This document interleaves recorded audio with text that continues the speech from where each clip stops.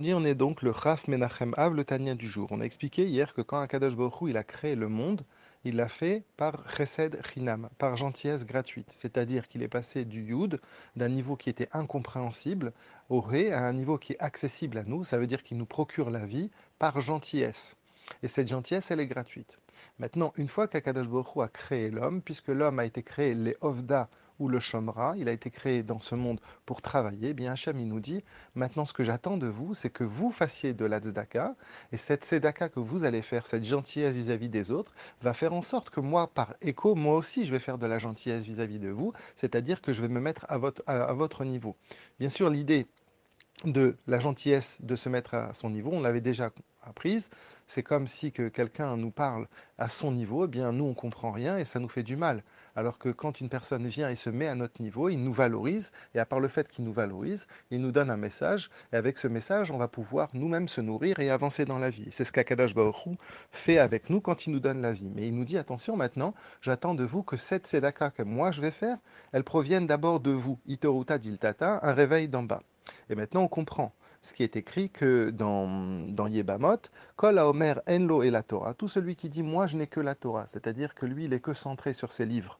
Blig Milut Rasadim, ça l'intéresse pas du tout de faire Milut Rasadim. C'est une personne qui ne veut pas s'occuper des liens entre les gens. Lui, ce qui l'intéresse, c'est le lien entre guillemets avec Hachem. Il aime les livres, il aime l'étude. Qu'est-ce qu'on dit? Ah, Philo à Torah Enlo, même la Torah il n'a pas. Quand on lit ça de prime abord, on se dit bon voilà, puisqu'il est égoïste, puisqu'il est centré sur lui-même dans sa relation avec Dieu, même la Torah, il n'a pas.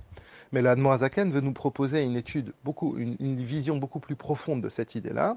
Et c'est pour ça qu'il dit que quand dans la Gemara Brachot on dit Altikre Banaïr, les Bnei Israël sont appelés Banaïr, les enfants d'Hachem, mes enfants. Et là, Bonaïr, mais on peut le lire aussi non pas simplement comme mes enfants, mais aussi les constructeurs, ceux qui construisent. Ça veut dire quoi? Ça veut dire toute l'idée qu'on avait dit auparavant. À partir du moment où justement on arrive à faire de la tzedaka nous-mêmes, eh bien on arrive à faire venir le yud, la chorma d'Hachem dans ce monde. En d'autres termes, quand j'étudie, et c'est ce que dans Irmia on dit, Al italel chacham bechormato. Un chacham ne doit pas se glorifier de sa chorma. Quelqu'un qui est intelligent ne doit pas se dire ah je suis intelligent par rapport à ma chorma, parce que là, à ce moment-là, c'est simplement son intelligence à lui qui va rayonner. Non, qui ani Hachem ose chesed. C'est l'intelligence d'un Talmid Racham ne doit pas provenir de sa propre intelligence à lui personnelle.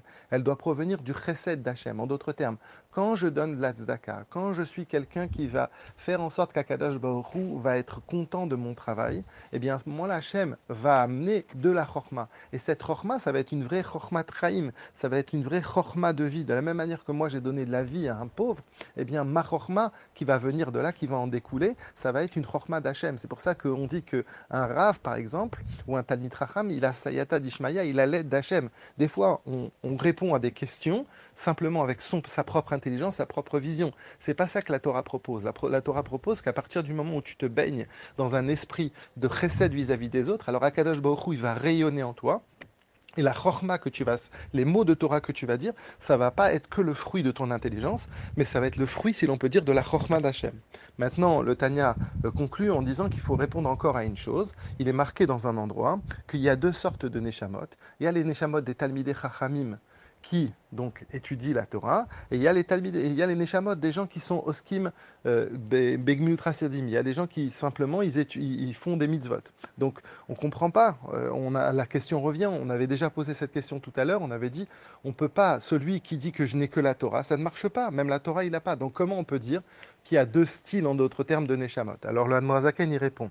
Il dit non, c'est pas ça que ça veut dire. Il veut dire que quand on étudie que la Torah, quand une personne étudie la Torah, principalement, bien évidemment, encore une fois, il doit faire des mitzvot parce qu'on a l'obligation de faire les 613 mitzvot. Mais admettons que par exemple, on parle de quelqu'un qui est versé dans la Torah et que le Icar de sa vie, le principal de sa vie, c'est dans les Sfarim, c'est dans les livres. Alors qu'est-ce que lui, il va agir? Quelle est son action à lui? Encore une fois, il fait les 613 mitzvot, mais quelle est son action à lui?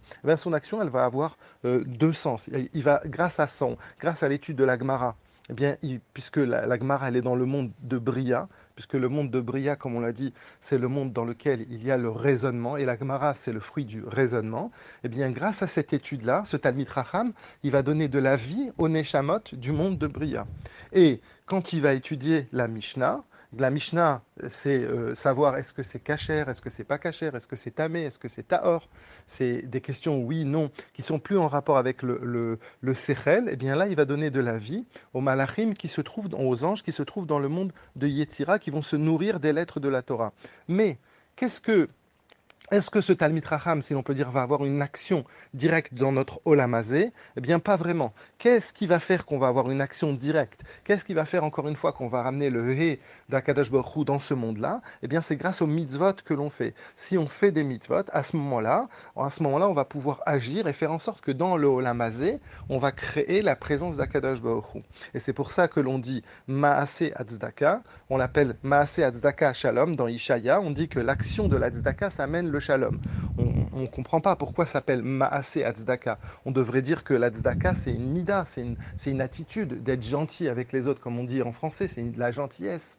Pourquoi on appelle la gentillesse dans la Torah? On l'appelle une action. Parce que justement, Man Avid Shma Kadisha, c'est ceux qui, comme le Zohar dit, c'est par l'action de la tzedaka, par le fait de faire des choses qui vont montrer sur la gentillesse qu'on a vis-à-vis du monde, eh bien c'est ça qui fait que nous faisons le nom d'Hachem, on amène Hachem dans ce monde-là.